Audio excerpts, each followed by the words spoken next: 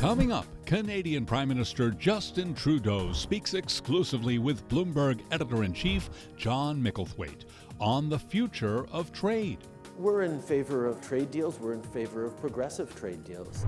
On pathways to growth. We're doing well because we are back investing in the kinds of things that are making a difference in people's lives. On controversies and challenges. The reason we are choosing to legalize and control marijuana is because the current system is not protecting our kids. And on dealing with Donald Trump. I've learned that he listens. It's all straight ahead in a special Bloomberg Businessweek Debrief. Prime Minister Trudeau, welcome back to Bloomberg. Merci d'être avec nous, and that many of you will be very relieved to hear is the last French you will get from me. Can we begin with trade? The last time we spoke, you had Barack Obama in the White House. Nafta was a thing of beauty. You were partners. You still say that you're extremely pro-free trade, and Canada obviously relies on this a great deal. On Tuesday, Donald Trump went to Wisconsin and promised he would protect the dairy farmers against unfair trade, and he cited Canada in particular. And he also said, for good measure, we're going to get rid of Nafta once and for all. I think this is your first chance to give your reaction to this constructive dialogue. Would you like to take it away? Well, I think one of the fundamental things that Canada knows, Canadians know, is that trade can be a tremendous driver of economic growth. One of the challenges that we've seen in the rise of sort of populist or nationalist politics around the world over the past years is a reflection that trade hasn't always been great for everyone. Sometimes it has benefited only the top tier of any economy, certain multinationals, not smaller businesses. And there is a generalized anxiety amongst significant majorities in our populations across Western economies that are anxious about their own economic well-being and their own future. And worries about the other, worries about foreign trade or foreign investment are easy to point to as a challenge. The issue, however, is if you end up going down a highly protectionistic route, if you end up creating barriers and tariff walls and what have you, you end up slowing down economic growth, and everyone ends up suffering, including and especially the middle class. So, but in this particular case, he's trying to get rid of the milk subsidies that you give to people, which make it more expensive for your middle class. In this particular case, as we approach trade, we have to make the arguments for it. We have to reassure people that we're being fair and responsible about trade, and that there is ways to include everyone in the benefits of trade, whether it's small and medium-sized businesses, whether it's agricultural producers, whether it's all that. And any conversation around that starts with recognizing the facts. Now, I understand how certain governors are speaking to certain constituencies on that. It's politics. At the same time, the U.S. has a $400 million dairy surplus with Canada. So it's not Canada that is the challenge here. And the way we approach our very constructive relationship with the United States on trade and on other things is to base both around the facts of the issues and a shared desire to see citizens on both of our sides of the border succeed. We know that the trade, Nafta, the free and open trade between Canada and the U.S.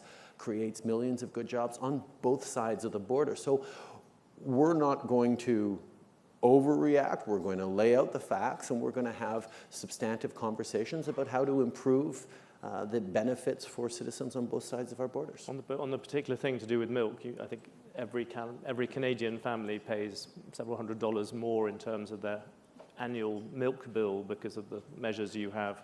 Surely as a protector of the middle class, on this one thing, you would admit that Donald Trump has a point. Let's not pretend we're in a global free market when it comes to agriculture. Every country protects, for good reason, its agricultural industries. And we have a supply management system that works very well here in Canada. The Americans choose, and other countries choose to subsidize to the tunes of hundreds of millions of dollars, if not billions of dollars, their agricultural industries, including their dairy. Different countries have different approaches, and we're going to engage in a thoughtful, fact-based conversation on how to move forward in a way that both protects our consumers and our agricultural producers. And in this thoughtful, fact-based discussion, maybe we could look at Nafta and that. Where do you kind of rate the danger to Nafta? Because he came in making these big statements, and at this precise moment, it doesn't seem as if there is a way of getting rid of Nafta, or there's less. One of the very first things that we did, and this isn't unique to this particular administration. Any incoming administration needs to hear from Canada about just how important the Canadian-U.S. trade relationship is.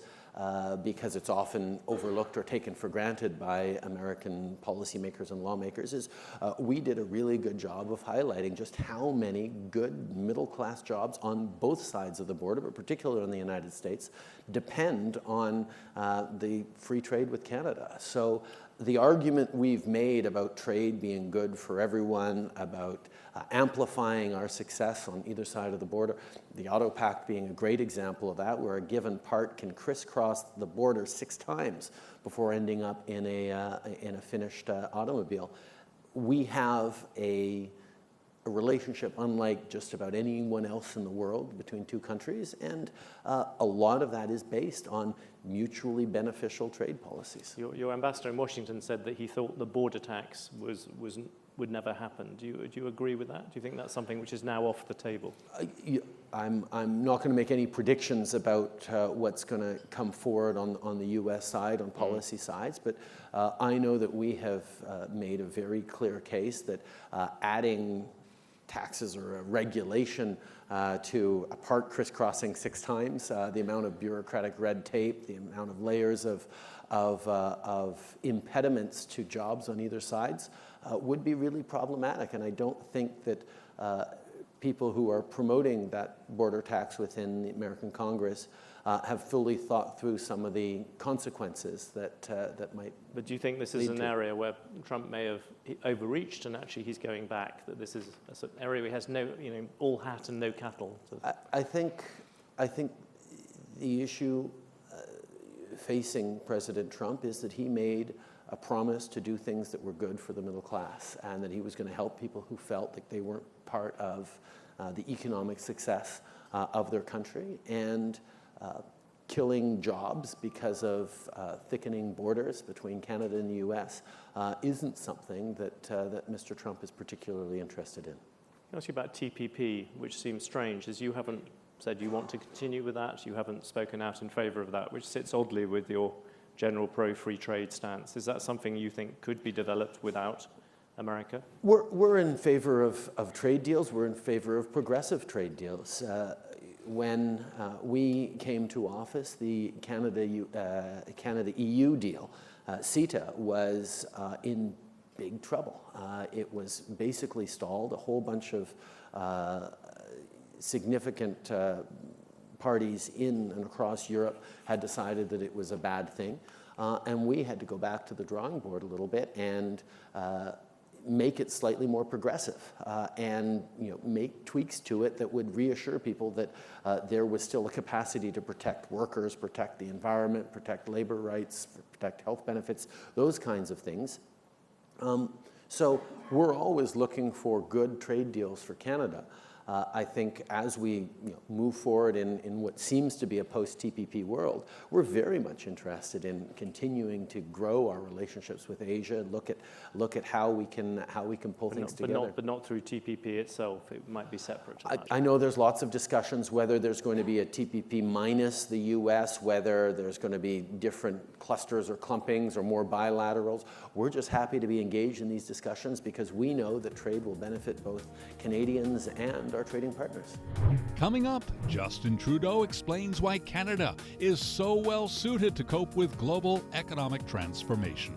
we do better with diversity than most countries in the world. And a lot of businesses are beginning to understand that the capacity to have a lot of different backgrounds coming together to solve challenging problems creates better growth, better solution, better innovation.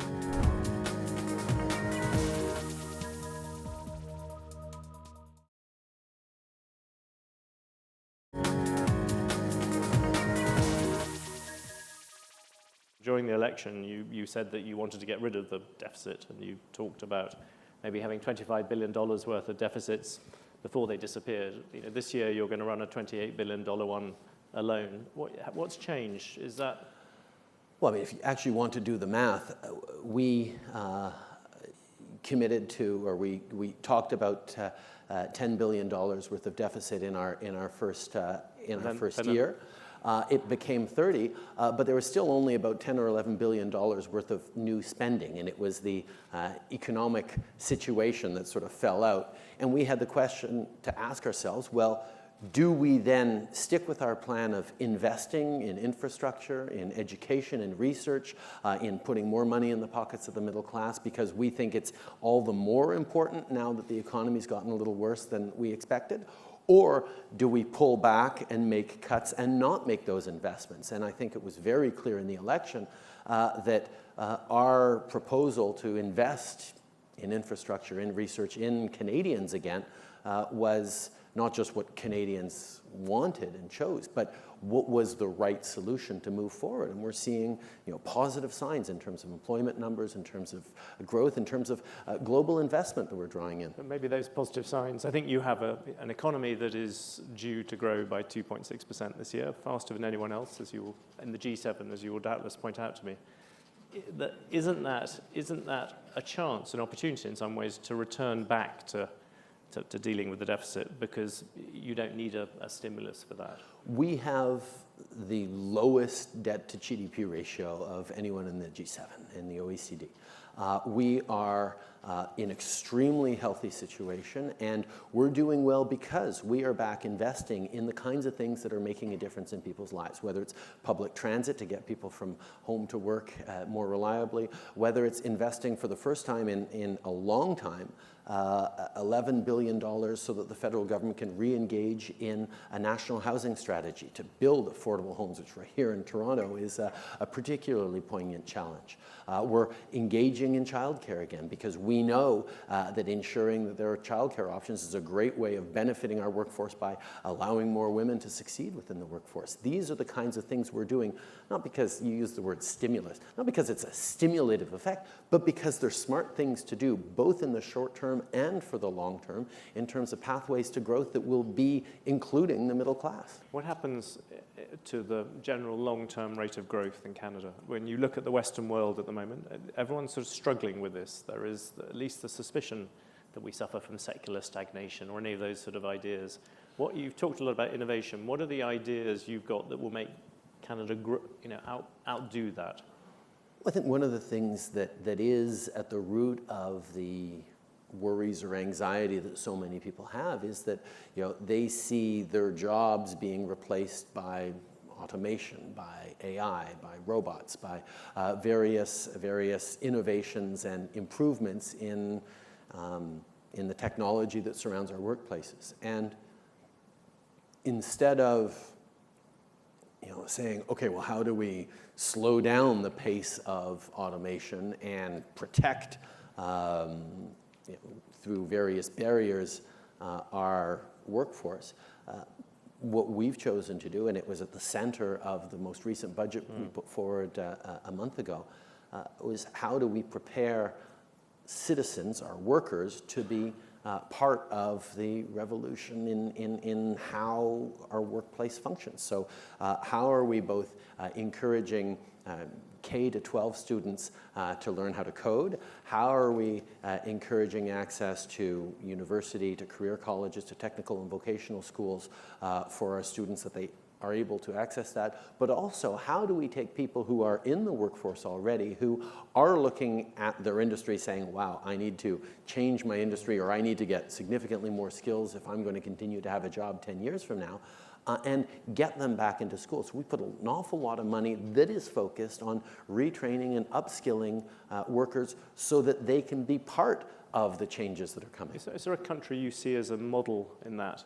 I ask it because virtually every leader around the world is beginning to grapple with this. Obama talked about it a great deal before he left.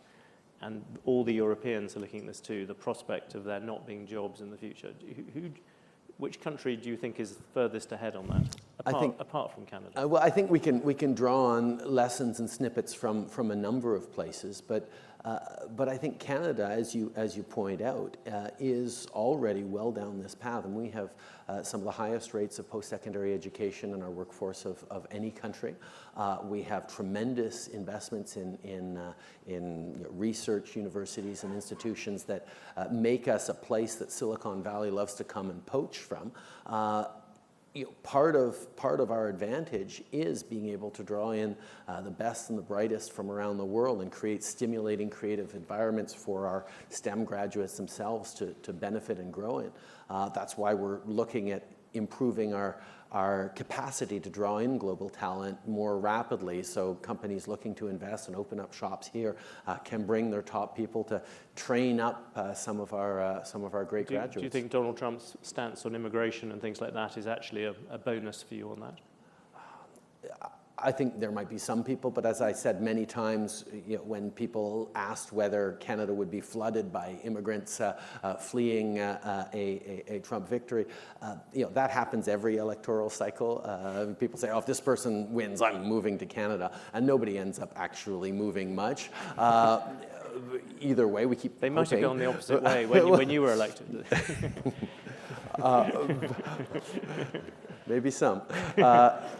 But the idea that we can emphasize certain things that are Canada's comparative advantage. I mean, we do better with diversity than most countries in the world, and a lot of businesses are beginning to understand that the capacity to have diversity on your board or on your shop floor, whether it's a gender balance or whether it's just a lot of different backgrounds coming together to solve challenging problems, creates better growth, better solution, better innovation. You don't think looking a long way forward, maybe not next year, but at some point governments are going to have to start creating almost make-believe jobs in order to keep people employed who you can't do otherwise, who are being pushed out by automation? I think that's a question a lot of folks are struggling with, but I think what we saw every time there was a big transformation, whether it was the Industrial Revolution and the steam engine, and there was all this worry that there were going to be no more jobs, and every transformation, yes, put a number of people. There's always a delay, though, isn't it? Each time the jobs do come, but sometimes it's 10, 20 years before they do. But I think at the same time, looking at a delay that might have happened 100 years ago or 200 years ago is different from understanding that the pace of change is so rapid that if we start and we focus on, I'm not saying there's not going to be disruption, of course there'll be challenges, and we know that as the workforce changes. But as we tool up our workforce to be more flexible, more open, more skilled in seeing where the opportunities are, we're going to be better positioned than anyone else in the world to draw on that. Up next on this Bloomberg Businessweek debrief, Justin Trudeau's candid thoughts on Donald Trump. He is a little bit unlike many politicians. That might be an understatement. Leave that sentence right there.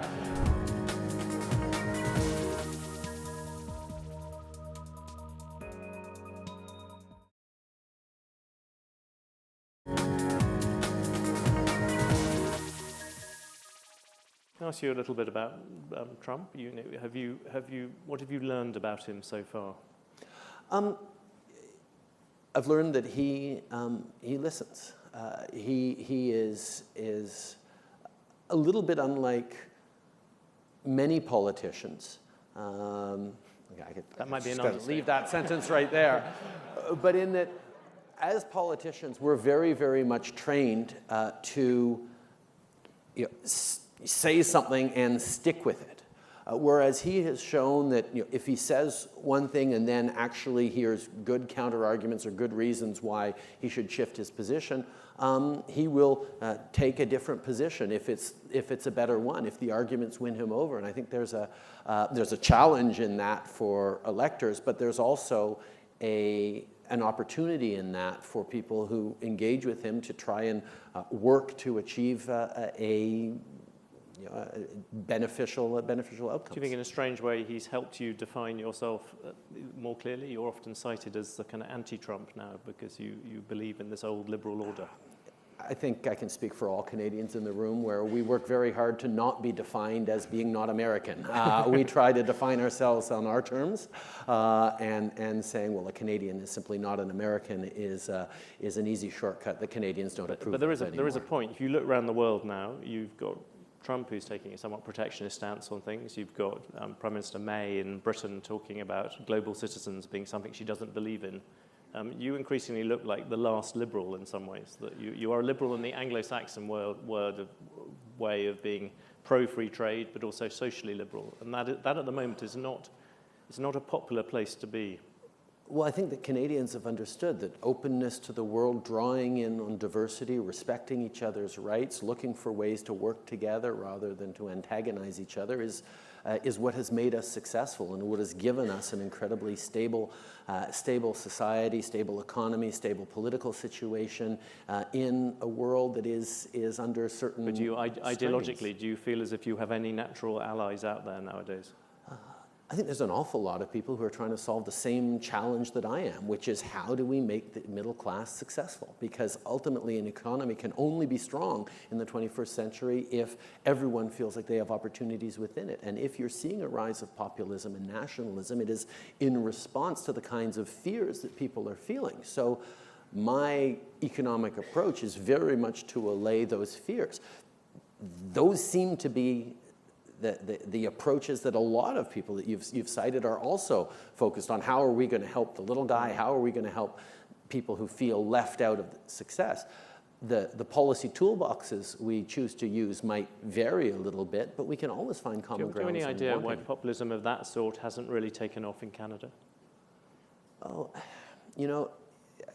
I think we can just look at what some of the narratives are coming out of the leadership campaigns of the other two major parties, and you can see that there is a strong drive towards populism, even in, or at least to use some of the populist tools. Even in our election in 2015, I made a conscious choice to try to draw people together, to work on allaying fears rather than highlighting them and exacerbating them.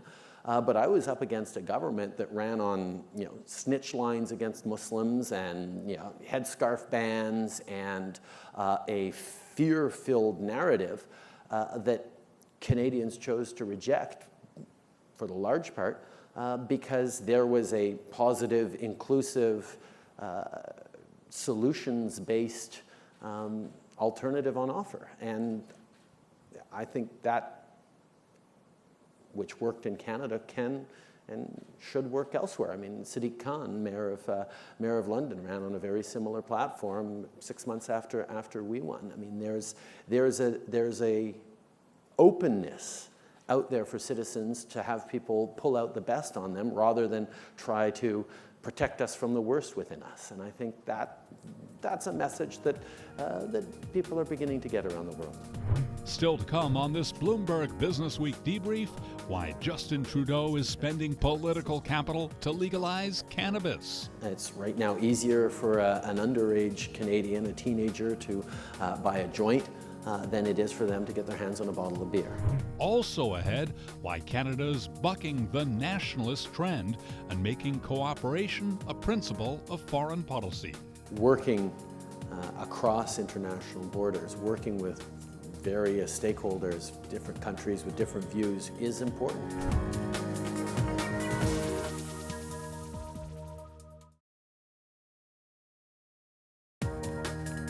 You're watching a special Bloomberg Businessweek debrief, a conversation with Canadian Prime Minister Justin Trudeau. Here's Bloomberg Editor-in-Chief John Micklethwait. We're in Toronto. Here, house prices have gone up almost by a third over the past year. Got huge growth in Vancouver as well. And today, the Ontario government announced a tax, 15% tax on foreigners coming to buy houses here. I suppose I have two questions for you. One, is this a bubble, and is this the way to fix it? And the other one is, surely as a Liberal, what's wrong with someone like me coming here to buy a house? I encourage you to come and move to Canada 15%. and settle and spend all your money and invest and hire more people. I mean, we are open to global investment. I think one of the challenges we are facing, and we certainly saw it you can't with a a year straight ago. face say you're open to global investment on one hand and then charge people 15% if they want to buy a house. Well, it depends whether it's speculation or whether it's living to move. And one of the things, moving in to live, the challenge that we're facing is one of, and we saw this more acutely a year ago in Vancouver, a dearth of data on exactly who's doing what and what's doing what. And one of the things people were calling on the federal government to do is, federal government needs to do something. We did a number of things around tightening some of the mortgage rules, but I think there's a recognition that the levers that the federal government has cover the entire country, and the housing market in Vancouver or Toronto is somewhat different than that in Halifax or Saskatoon or even Montreal. But do you see the housing markets in Toronto, the housing market in Toronto, say, as a bubble? I mean, it looks like one from the outside. I think we're looking at a time of pressures on housing that need to be alleviated, which is why we, instead of reacting in a short-term level, are reacting with a long-term 10-year housing strategy that's going to build more rental units, going to build more affordable housing. The federal government's investing over $11 billion, and we're going to work with cities to create a stability there that I think people need. People need to be able to afford their homes in the cities that they work. But which bit worries you most? The idea of this bubble suddenly popping and there being problems that way, or of it continuing to go along and maybe pushing ever more houses out of the reach of the affordability of people? I think I'll let the housing speculators and experts make determinations around that. My focus is on making sure that for the medium and long term, people in Toronto and across the country can afford their homes. And that means working on the supply side, making sure that we're investing in more rental stock, making sure that we're investing in new constructions of affordable housing so that the market can adjust itself without either popping or crashing. What worries you most in the Canadian economy at the moment? What's your biggest thing as you go to sleep and think about it? A lot of it is around confidence versus anxiety. If, as we've seen, people continue to sense that their kids aren't going to have the kinds of opportunities and quality of life that they were able to inherit from their parents, a sense of unfairness in the economy, a sense of lack of progress or upward mobility, then we get an openness to extreme measures and lashing out. And that's where I think the responsibility of our government is to demonstrate that we are hearing those and allaying those fears. So that's where the Canada Child Benefit came in last year, where we gave more money to 9 out of 10 Canadian families every month, the cost of raising their kids, by not sending that to the wealthiest families. We're able to do a little more on that. We lowered taxes for the middle class by raising them a little bit on the wealthiest 1%.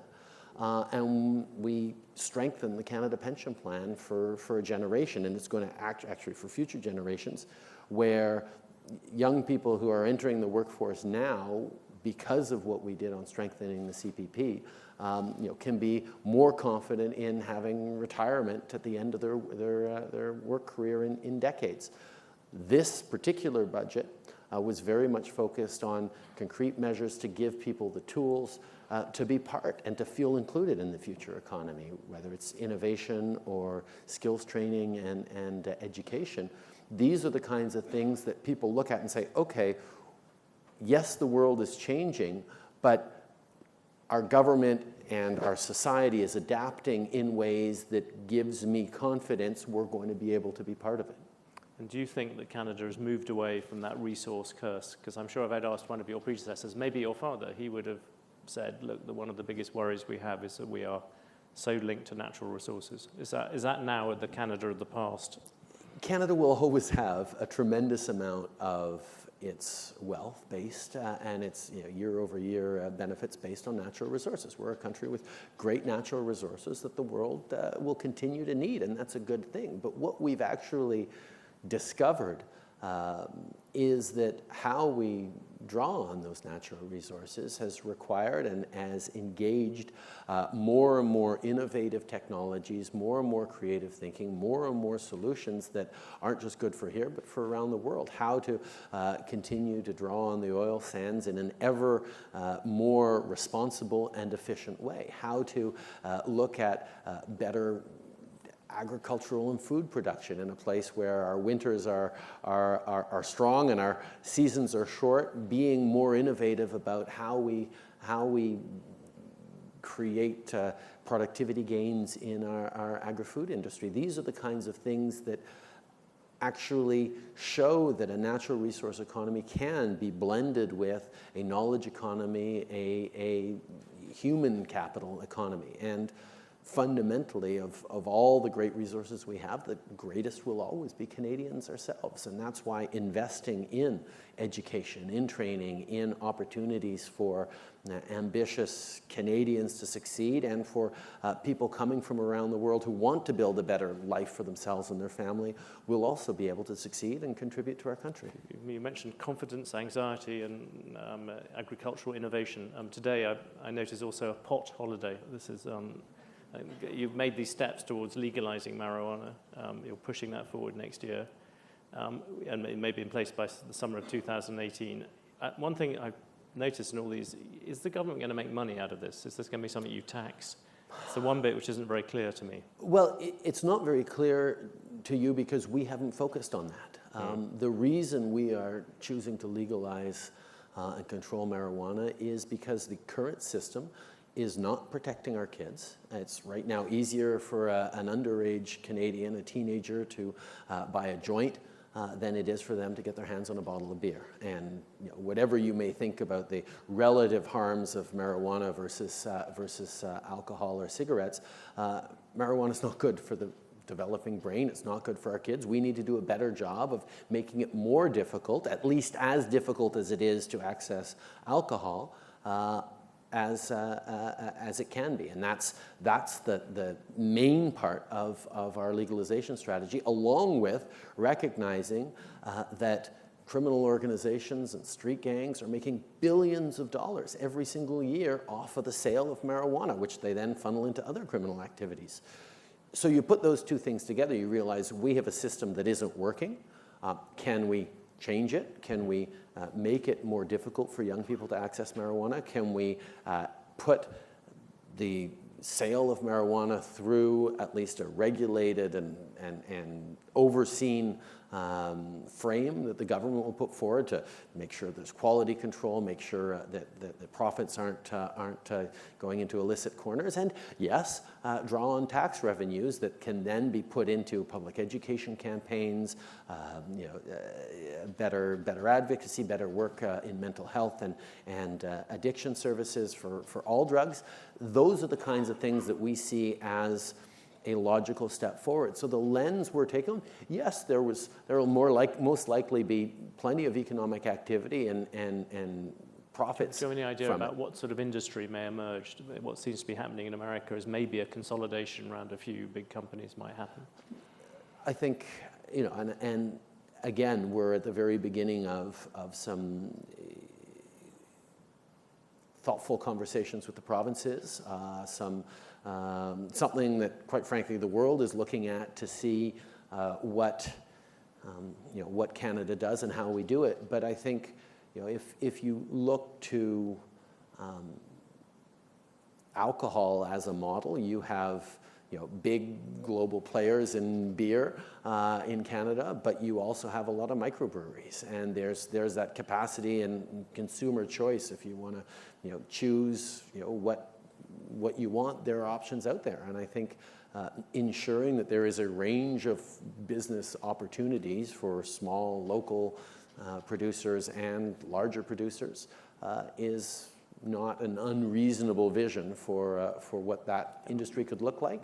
But again, we're looking at it from a public health and safety standpoint, as opposed to some other places that legalized it on a commercial basis. That will come later. We're going to get public health and safety right first. And on the public health thing, you are satisfied that despite all this evidence that there are now stronger, more industrial strengths of marijuana out there, that is something that will be better under a legal system than it will under an illegal one? Well, I think when you don't know what's in what you're buying from a pusher in a stairwell or a criminal organization, I think with Health Canada properly regulating everything from THC levels to use of pesticides, people will have a lot better idea of what it is they're choosing to buy if they make that choice. Coming up, Justin Trudeau on the complex issue of immigration. Lots of countries can do more and will be doing more, but there are a lot of things that need to be done internationally to allow people to return home.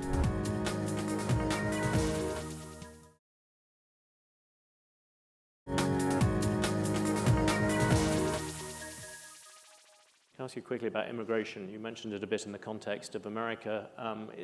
This prospect of, you seem to be a champion of immigration, but you've also been happy for there to be caps on it and along those lines.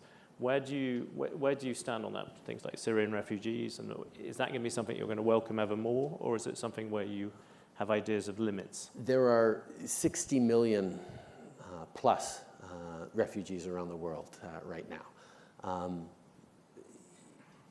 Lots of countries can do more and will be doing more, but there are a lot of things that need to be done internationally to allow people to return home, rather than just say the solution is to welcome in everyone, because Canada can't take in 60 million people, obviously. One of the things that is extraordinary about Canada is that we've managed to keep a tremendously strong public support for immigration. And that has happened over generations, whether it was welcoming Ismaili refugees from East Africa in the early 70s, whether it was the Vietnamese boat people in the early 80s, whether it was successive waves of refugees fleeing from Eastern Europe and Kosovo and elsewhere. There has been a story of success for immigrants and refugees coming to Canada where, within a few years they get integrated, they get good jobs, their kids become, fully Canadian while still proud of their own culture. And Canadians know that that path works. And the limit we have on how many people we can bring in is related not to some arbitrary number, but how well can we support the newcomers and integrate them effectively and quickly? And if we do a good job, of making sure that there's a path to success for people who come here, then public support will continue for immigration. And what's different about Canada in that you look at America, you look at Britain, they were both, at least statistically, fantastic examples of immigrant success stories, and yet they've both elected or supported people who have been less pro-immigrant, if I could put it that way. I think it comes down to identity and values. Canada is a country that has always accepted, from the very beginning, English versus French, that someone different from you was just as much and just as legitimately a Canadian as you were. So we've managed to make of this pluralism the core of our national identity, in that we share values of openness, compassion, willingness to work hard, equality, opportunity, desire to be there for each other, that actually defines us, rather than a shared history or language or superficial identity that we all have to ascribe to. And that, combined with a sense that success also includes your neighbor, that when your neighbor is doing well, you're likely to do well, and it's not a zero-sum game, is part of, I think, the Canadian psyche. If we just look at foreign policy through that lens, I mean, again, you have been something of a liberal internationalist, but when you look at problems like say North Korea, just to use that as an example, is that one which is where this sort of, I suppose, altruism just brings you nothing? The North Korea is a problem which is very difficult to solve. Do you have any views on that? Well, I think where one is going to solve a problem like North Korea or Syria, which is also very much in the news these days, there's an understanding that working across international borders, working with various stakeholders, different countries with different views who need to be part of the solution moving forward, whether it's China around North Korea, whether it's Russia and Iran around Syria.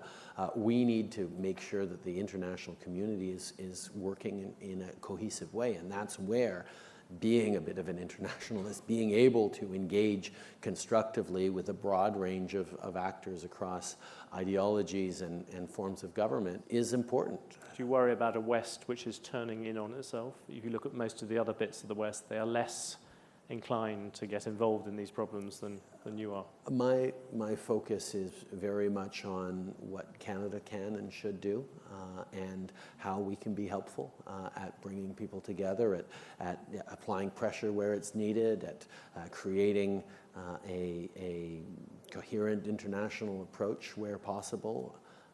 This is what I'll work on, and engage in whatever way works with various allies of different ideologies. Where does China fit into that? It's interesting to me that whilst you've been fairly outspoken on behalf of free trade and globalization, the one person who seems to have said more is Xi Jinping. It seems an odd ally for you to end up with. But well, I think one of the examples of where China has played a very positive role is around climate change, where they have recognized a need for real leadership there and have stepped up in a number of ways and showed themselves to be on side with a lot of international players on how we're going to fix the environment or improve the environment for the long term around the world. Do you think there's a possibility of a free trade deal? How would that work? We're certainly sitting down with China to explore those possibilities. There's a number of challenges, not least of all is the difference in scale between our economies. But also challenges around values and approaches and a recognition of the expectations that Canadians have around labor rights and health rights and environmental protections that aren't necessarily quite aligned with where China is, for example, or where many developing countries are. You mentioned climate change and all those things. Surely the answer to all those lies in countries like China and India nowadays. And is that something that you're trying to concentrate on, as well as delivering a carbon tax? Oh, certainly. How we create innovative solutions that countries like China and India are going to be interested in purchasing and partnering in and developing a solution so they can leapfrog over some of the steps that developed countries had to go through, where there was behavior that shouldn't be replicated on a global scale if we're going to make our 2% 2 degree target or 1.5 degree target even. Are you happy with China, the idea of almost as a co-equal global leader with America, or do you still see America as being the one in the front? I think rather than trying to make grand pronouncements, we look at what we can do to bring people along and bring ourselves along in constructive ways. Are there ways to improve Chinese labor laws and behaviors through better engagement with Canada? That's what we're going to work on. Are there ways of demonstrating to this new administration in the States that being climate leaders is actually really good for jobs and for the economic bottom line? That's what we'll do. Are there ways of highlighting to Europe that openness to continued trade through our CETA agreement is a good thing? These are all ongoing conversations that Canada's glad to engage with the world on. And quite frankly, as we engage with the world and highlight what we have going on here, I think a lot of people in those areas and elsewhere are looking to invest in Canada. We've had a number of big companies come and say, you know what, we want to be part of what Canada's doing. Your emphasis on education, on training, on responsible economic development, on sustainable growth. These are the kinds of things that, in a world of tremendous uncertainty, seem to be on a long-term path that is interesting for a lot of investors. And that's very much the message that we're putting out to the world.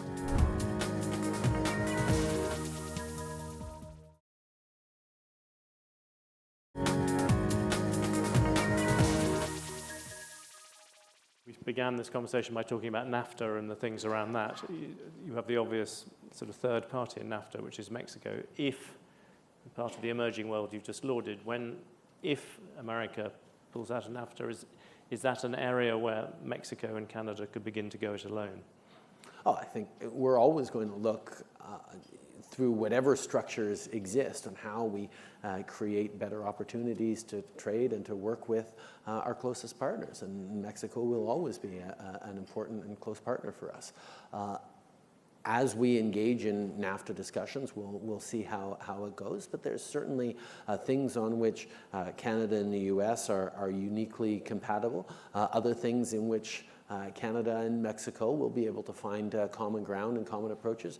Other things in which it'll be a US-Mexico conversation. And this is all natural for moving forward in responsible, thoughtful ways. And do you think it's a legitimate subject to bring up NAFTA, the idea of redesigning it, or is it something that we should look at as fairly sacrosanct? I think NAFTA has been improved a dozen times over the past 20 years, and we're always looking for ways to improve the benefits for all of our citizens. I mean, I think one of the things with Canada is we're of a modest enough size that we never feel that the ideal outcome of any given deal is, we win and you lose. I mean, I think we're always looking for ways where there is mutual benefit. And I think we've been able to demonstrate time and time again that trade can benefit both partners. But isn't that the point where you're the most anti-Trump, is that a lot of the new president's rhetoric is exactly about I win, you lose, or vice versa. And a lot of it also, he does see it as a zero-sum game. And that is the fundamental difference between you. What we've been able to highlight to the new administration is that with Canada, at the very least, it's not a zero-sum game, that a lot of great jobs on both sides of the border depend on this great relationship and will continue to. And I think that as a way of moving forward and as a lesson for us all and as example to the world is very much one of the things I'm trying to push. Thank you very much. Thank you.